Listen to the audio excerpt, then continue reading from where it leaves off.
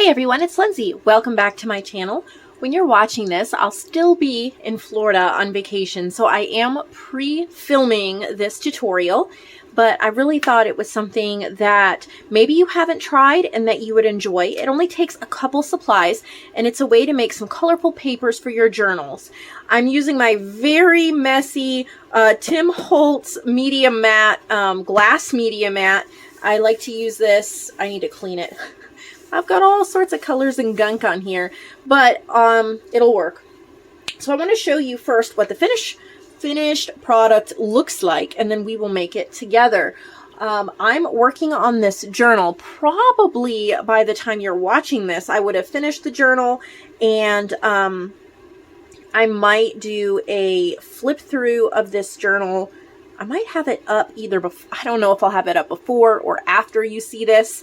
But keep an eye out either in the last couple videos or in the next couple videos to see a complete flip through of this journal. I'm not going to talk about the theme or anything like that. I'm just going to show you some of the papers I made for it. And that would be this. It looks like this. I love it. It is so simple but eye-catching. You can do any combination of colors, but I will show you exactly how I made this blue one. I'm just using leftover copy paper. Now you can use any white paper that you have. I have a lot of scraps because I don't have one of those label printers. I print my orders for my shop on copy paper. They print a half sheet. I just cut it out and I have all of these extras. They're half sheets. They're about 5.5 by 8.5, maybe a little more. And that's what I used. I finally had an idea of kind of making them adhere together and making a full sheet, but they're blank white. So I'm going to add splashes of color. So step one is to measure, and that's where this mat comes in. I'm going to, my 0 here in the corner, I'm going to line it up, and I know that I want these to become an 8.5 by 11 piece of paper. That way I can fold it in half and easily put it in my journals. So I will line that up at the 11 mark, and they do overlap. And I'm fine with that. I have no problem with them overlapping. It kind of makes it a little sturdier in the middle. You could trim it, or if your pages are different sizes, whoops, you can adjust as necessary. I found that taking a glue stick and just adding a little bit where they overlap helped me keep them from shifting when I apply the washi tape. The washi tape is to hold it together. I guess you don't really need the washi tape if you're gluing it, but I think it makes it really pretty. So a little bit wider washi tape for the middle. I have a really pretty dragonfly one here, and that's what I'm going to be using. Let me just scoot this over. And I don't even center it perfectly. I'm just covering this raw edge. I am fine if it is not centered. In fact, it's more over on this side than that side. I am okay with that. I think it adds to, I don't know, just the uniqueness and handmadeness of it. You could measure and have it exactly in the middle, but I'm just covering that line, and then I'm just folding over the top. You could cut it straight, but these are junk journals. I like some, I don't know, raw edges or some organic tears, and just some differences like that. On the other side, where I have this, I'm going to be using a thin washi tape. This is a blue floral, and I'm just going to cover that edge. You can do any kind of combination of washi tapes, thick, thin. You can make it match up exactly. It's just whatever you want for your project. This is what I wanted for my journal and how I wanted my project to look, but you can mix and match. So now I have my 8.5 by 11 sheet of paper, and I'm going to go ahead and fold it now. Last time I folded it after I sprayed it and after I dried it. But I'm not going to be drying it on this video since I've already shown you the finished product. I'm going to leave it to dry. So I'm just going to fold it in half and work with the washi tape. Give it a really good crease. And then I'm going to open it back up. And now we have a crease. All right. So to make those color splatters, I'm going to use Color Craft Brusho. You can get these on Amazon. If you don't have Brusho, you could use Magicals, Lindy's Magicals from Lindy's Stamp Gang. They're very similar. I want to thank Vicky for sending me this to play with. It's turquoise. And since they are rather expensive on Amazon and a little goes a long way, this is the formula I came up with. I just have a soft brush. And it's actually the Perfect Pearls brush from Ranger that my dog bit the end off of, but it's the perfect softness. And I pretend it's a little bit of a scoop. This way I don't get too much and I don't waste product. I scoop and I just go flick, flick, flick. I do about 3 flicks per scoop and I do 3 scoops. So a total of 9 flicks. And that's probably even more than I needed. But that's what I've been doing.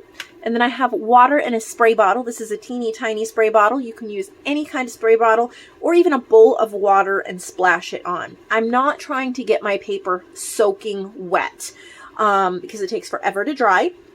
As soon as water hits the Brusho, you can see the color explode. Probably the Ken Oliver color bursts would work similarly, though I don't know that I've actually used his color bursts. So that is all I do. A few sprays.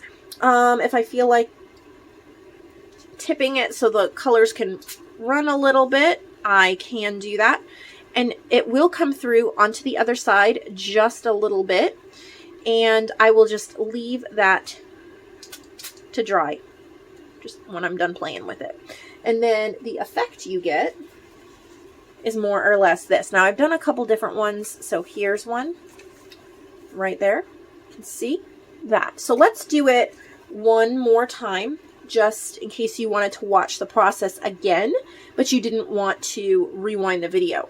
Now, what I did to dry this, and I don't have it here, it's just a heat gun. I just used it with one of those embossing heat tools. I just dried it that way because I didn't want to wait. But you can, like this time, I don't need it for a journal right away. I will use it in a future journal. So I'm just going to set that aside. Okay, so one more time, I'm going to line this up on a 0. You don't need the media mat. You could just use a ruler and line it up that way. The media mat just makes it easy and it kind of contains the mess, but you can easily line it up just like so. Okay, so I like the glue just to keep it together. Not necessary. Depends how steady your hands are and how straight you want things.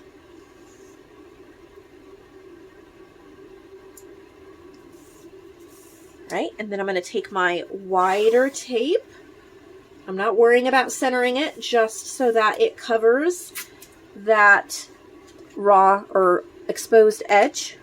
Fold it over, flip it over, and then I'm using a thin washi tape on this side, the coordinating washi tape.